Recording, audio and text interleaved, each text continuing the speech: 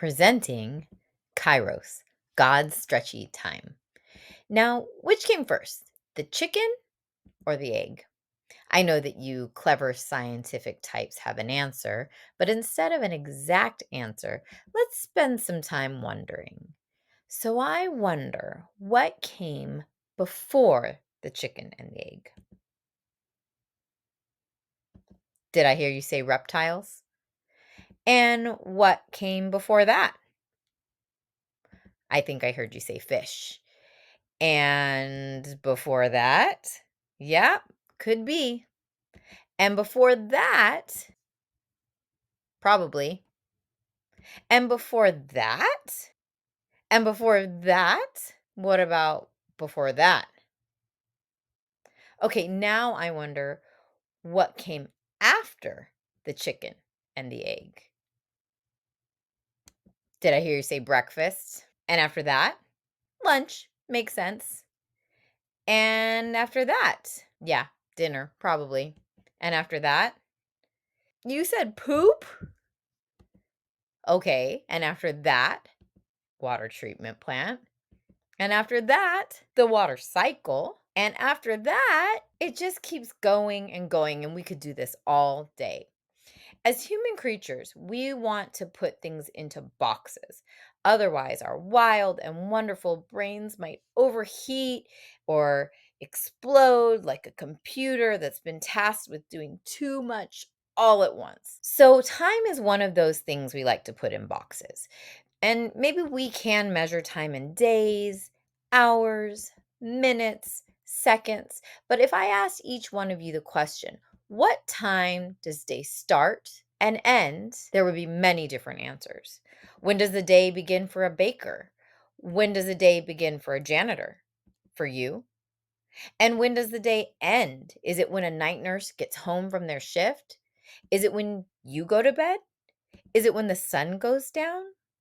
It can't be when the sun goes down because when the sun goes down here, it is rising on the other side of the world where it's morning and their day is only beginning. Not only is time relative to who or where you are, but it's also stretchier than we think. You and I and all creatures exist for such a small amount of time on this planet compared to how long it's been going on and how long time will continue. And yet some days feel like they take forever, like maybe the day before your birthday. And other times, entire days or years feel like the blink of an eye. The Bible has a special name for this kind of relative stretchy time, Kairos. It also has a name for the made up tick tock of the clock that we're used to, chronos. Chronos is about minutes and seconds, and it's concerned with the order in which things happen. Chronos is timelines in history books or books about dinosaurs. It's the time you set your alarm clock for, and the time that the school bell rings at the end of the day. But if Chronos time is about minutes, Kairos time is about moments. Imagine this example. So, your birth date, the actual day you were born, that we mark each year, is a Chronos thing, but your birthday party is a Kairos thing. Because maybe your actual birthday is on a Tuesday, but your party isn't until Saturday. And even when you get to Saturday, your party might not be until noon.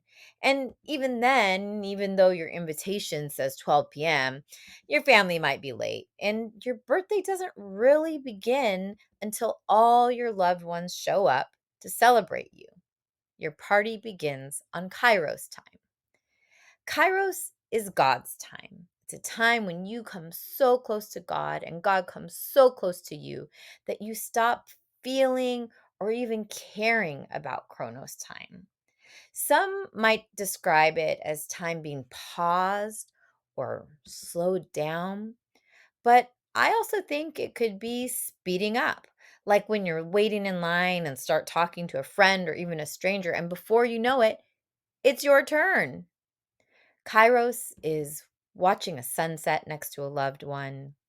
It's a butterfly fluttering past you. It's laughing so hard with friends that you wet your pants.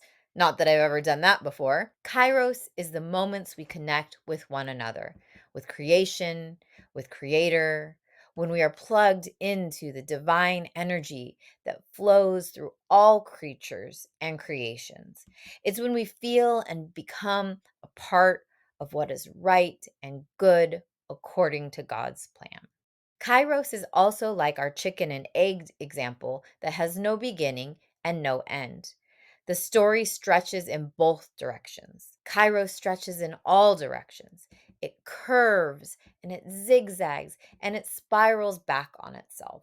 When our seemingly separate lives intersect and overlap, that is Kairos. I want to note that many people around the world who follow traditional pre colonial ways already understand and live in Kairos, even if they don't call it that.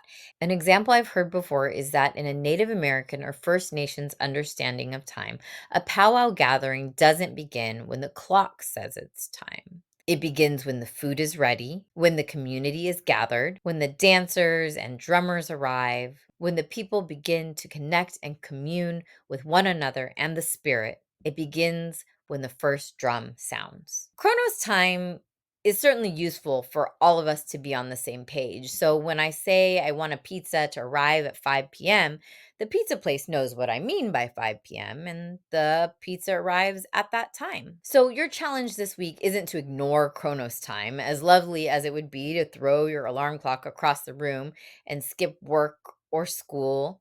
Rejecting Chronos isn't the tricky part.